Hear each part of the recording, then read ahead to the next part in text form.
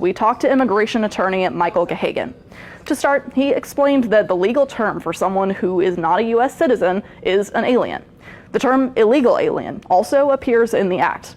People use undocumented immigrant too, but Gahagan says undocumented isn't really a legal term. And they can either be in lawful status as an alien or unlawful status. Someone with lawful status might have a visa. That's a document that gives them permission to travel to the U.S. for a set amount of time. They might have been granted refugee or asylum status. Both of these are for people who have reason to believe they'll be persecuted in their country of origin.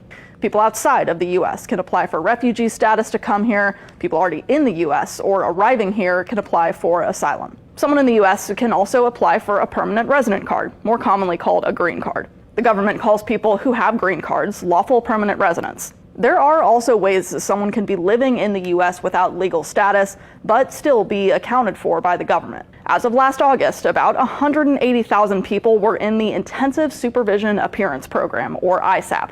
Gahagan says more commonly, people in the program just say they go to check-ins. This program is for people who already have a deportation order, but for one reason or another, they were allowed to stay in the U.S.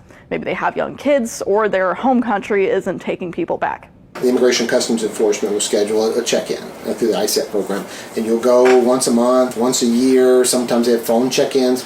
They want to know where you're at. One of the big changes to immigration enforcement under the Trump administration has been how people in this program are handled.